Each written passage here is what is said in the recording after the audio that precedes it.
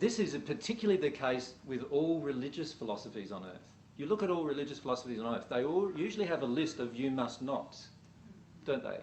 You must not commit adultery, you must not murder, you must not steal, you must not, right?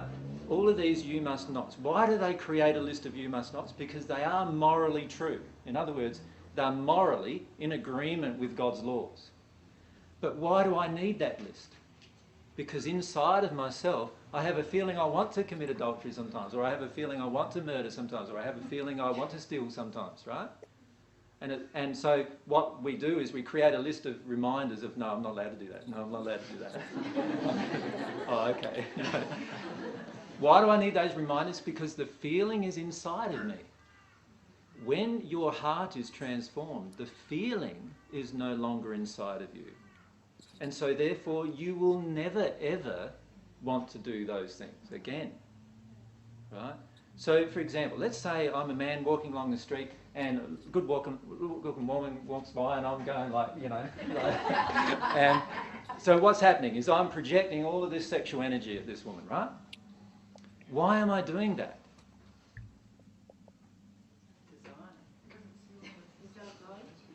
Well, let's say I'm already in a relationship. I'm already in a relationship with a woman I'm saying I love. And yet I'm doing, you know. You can still have desire while being in another relationship. How? It's a lack. Well, I mean, as long as you don't, as my mother-in-law keeps on telling me, it doesn't matter where you get your appetite as long as you eat at home. And I totally... that's a common Australian thing, isn't it? And from God's perspective, it's totally untrue. In the first century, I said, he who is looking at a woman commits adultery in his heart. Right? Why did I say that? Because it's the heart's desire that is motivating the action. So I'm not condemning the action. What I'm saying is we need to look at the action and say, oh, okay, I have a desire for a woman I've never even met, and yet I'm projecting sexual desires at her. And yet I'm saying I'm in love with my partner. How can that be happening? There's got to be something emotionally happening inside of me. Does that make sense? Yes. Something emotionally that when I release it, I will never look at another woman like that again. And I know many of you men feel that that's not ever going to be the case. but I can assure you it will be. What is that causal emotion? A lot of it's to do with sexual unworthiness. Yeah. So a lot of it's to do with the fact that I need to feel a desire, be desired by a beautiful woman before I'm actually valid as a man. So a lot of it's to do with that. Right. So. Does that come from childhood? Because of childhood? It comes from the interrelationship generally between our parents. Usually many mothers have multi-generational abuse issues that have been handed down, child sexual abuse issues that have been handed down generation to generation. So many mothers, before they're even giving birth to their son, if they have a son, already have an anger towards men sexually. This is sexual anger towards men. Many fathers also have the viewpoint that they can domineer and dominate their women, right? And those two emotions in particular are very much linked to sexuality, and so they get impressed upon the child even in the womb, and so the child has those two emotional damages that they need to experience and release before that particular emotion will disappear. So if I'm desiring, if I'm constantly looking at somebody else other than my partner, not having a passionate desire for my partner, I'm not saying to you, you know, leave your partner. What I'm saying to you, and you can leave whoever you want if that's what you want to do. What I'm saying to you though is there's an emotion driving that. Look at the emotion. When you take the emotion away, then all of those actions disappear as well. You follow me? Right? Now, how many, let's look at the issue of pornography, for example, right? There's lots of women in relationships that are very frightened by their men looking at pornography. Right? Okay. And it's a big issue today. What drives a man to look at pornography? There's got to be an emotion, doesn't there? So what's the emotion? As you said, sexual invalidity. Yeah. Yeah, that's right. So there's some really deep underlying causal emotions that need to be looked at, if that's the case, if you want the relationship to be happy. Yeah? And a lot of men get really challenged by that, right? They feel like, no, it's normal. I'm a man, you know.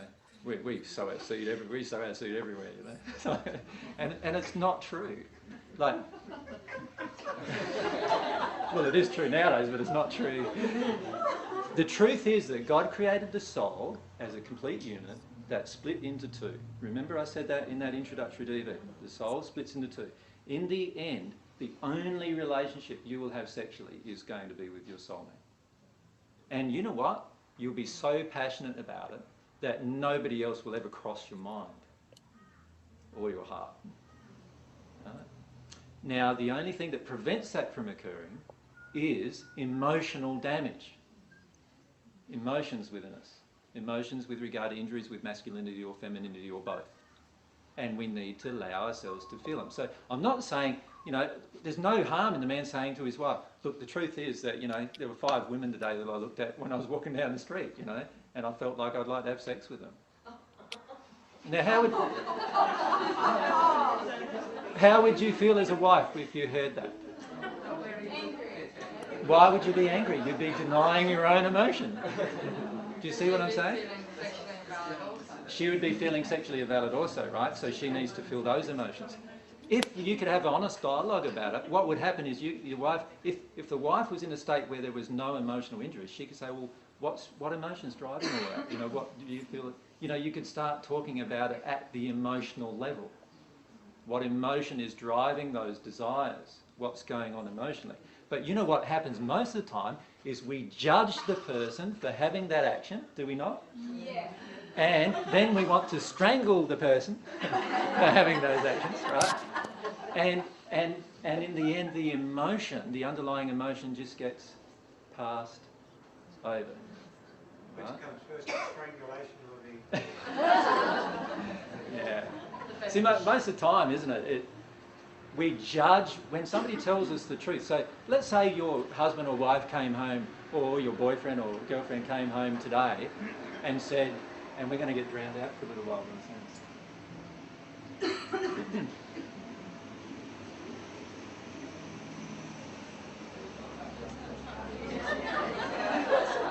I'll let it go fast. I can't compete with a truck that big. Let's say they came home and told us that they stole something today.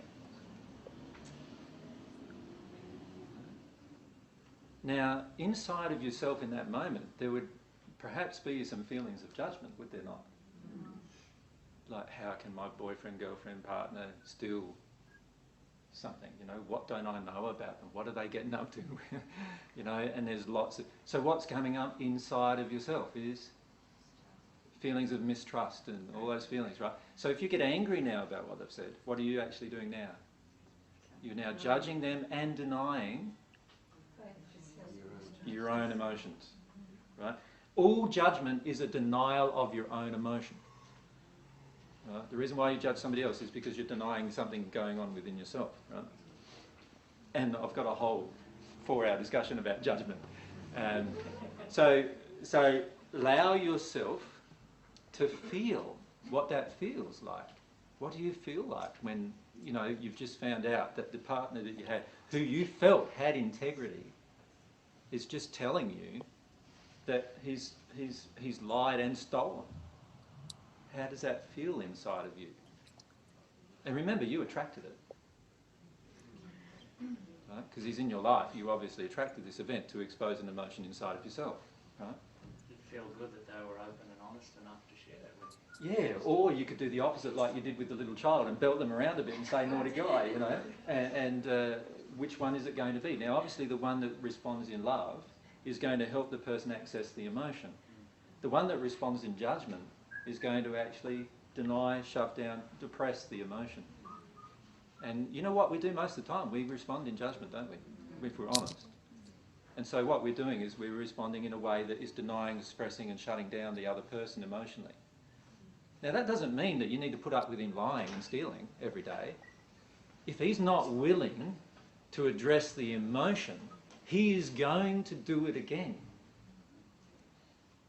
Do you understand that?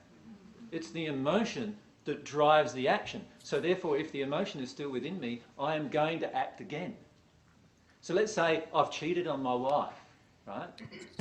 And I come home, confess. I confess the whole thing to my wife. My wife gets angry, feels all of her emotions of what emotions? Mistrust, rejection, sexual rejection, shame, guilt, all sorts of things will come up for that woman. And she may have to go through even a month or a couple of months of really strong emotions, which all are already existing in her, right? Do you understand that? They are all already there, because if they weren't already there, she would have no reaction. She would have no emotional reaction if they weren't already there. So they're already there. So she reacts, and she will need to feel those all emotions. But if he does not feel the emotion of why he cheated, then she would be best to leave him until he feels those emotions. Because you know what's going to happen? He'll do it again. And this is something that you need to bear in mind with all religious forms and all your day-to-day actions and everything that's happening inside of you, is that if the emotion never leaves you, you will do that again. You will create that again. So you can take whatever pills you want, you can do whatever you want externally and physically, but unless you feel the emotion and release the emotion completely, whatever happened in that instant will happen again.